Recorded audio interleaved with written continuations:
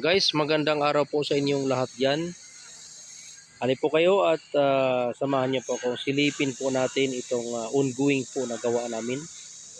Actually, kung titingnan po natin, wala po tayo makikitang tao. Tinaon ko po ng break time para hindi po maingay. Ito guys, oh,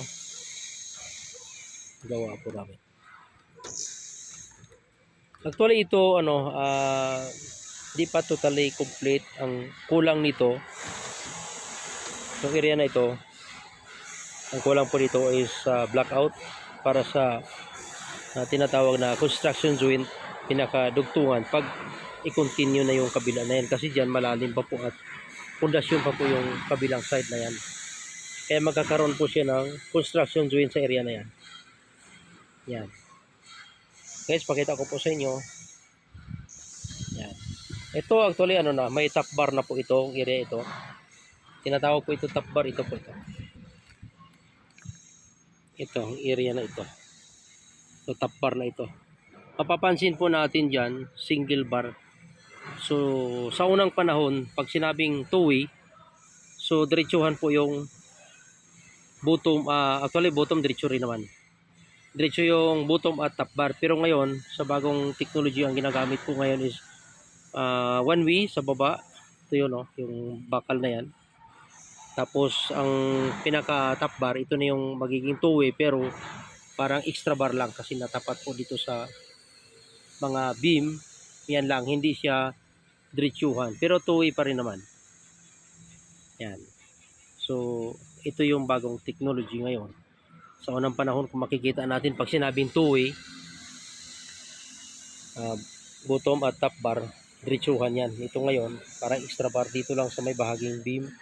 Lahat ng mga beam yan, ayan, kung mapapansin natin, may mga top bar. Extra bar lang kung siya tawagin. Yan. So, actually, natayo na po lahat dito itong mga abang ng kurinti. Yun. Mga PVC. Ayan, oh. Itong area na ito guys, oh. Ito, kung mapapansin po natin, ito yun, may drop po dito. Ibig sabihin, pag may drop, automatically ito may CR. Itong area ito, CR na ito.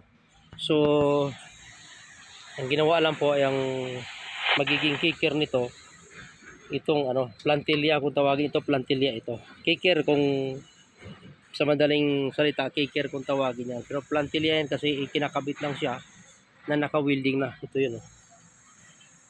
Para naka-drop, pag binuhusan, mas drop yung area na yan compare dito. Kasi standard yan, pag ang CR dapat mas mababa compare sa level ground. Ayun, sa level floor dapat mas mababa ang CR. Standard po yan.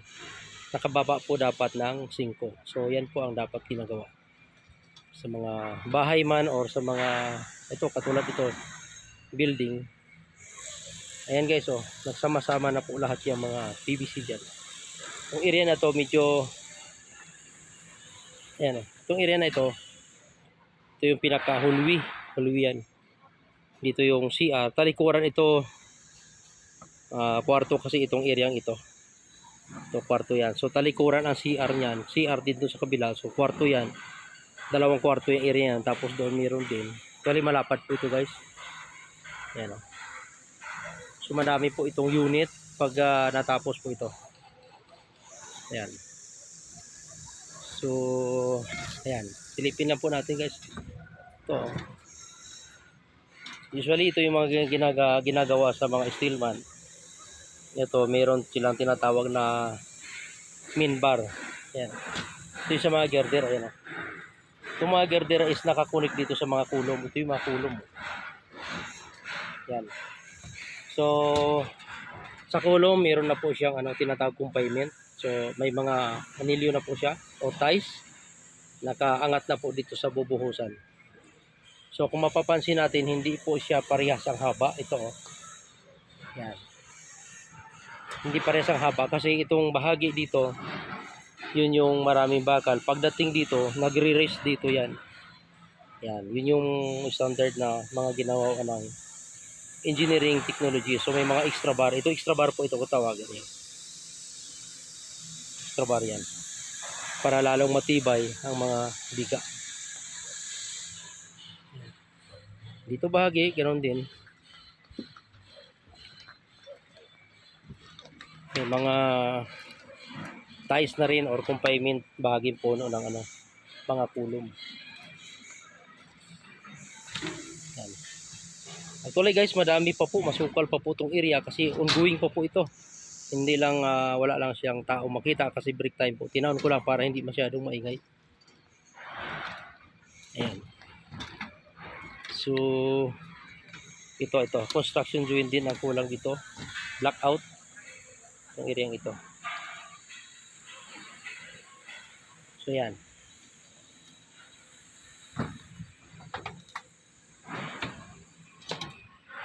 Yan.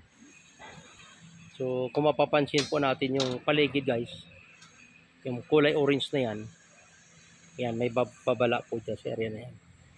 Ibig sabihin dapat nakakumpleto po ng PPE. Ayan o. Yan. Dapat po pag dito sa working area dapat nakakumpleto po sa PPE. Ayan o, mayroong pabala po dyan.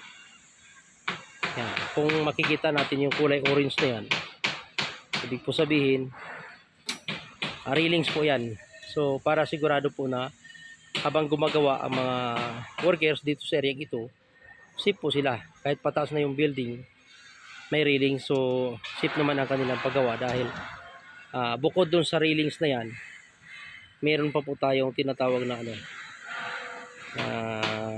linya ng ano, ng lubid para kung nasa perimeter ka, dapat may full body harness. So dalawang kawit yun para sigurado. So yun, actually kung makita po natin, kung mapapansin mo, dami pa pong kalat dahil hindi pa po nalinis ito.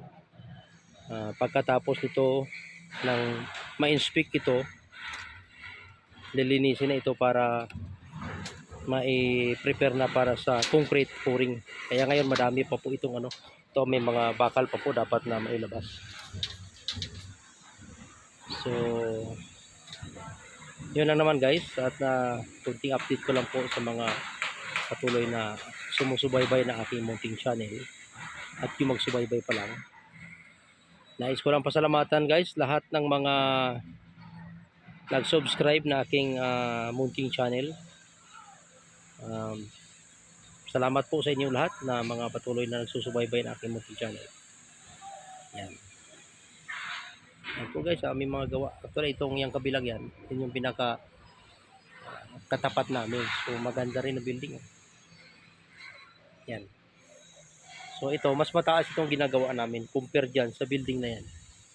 Yan, dudungawan namin yan. Ilang buwan lang dudungaw kami dyan dahil mas mataas itong ginagawa po namin. So yan lang po muna guys, ang aking kunting update sa inyo. Sana guys, wag po kayong magsawa at magsubaybay sa aking munting channel. Maraming salamat sa lahat ng mga nagsusubscribe at sa kayo magsusubscribe pala. Maraming salamat po sa inyong lahat. At magandang hapon po.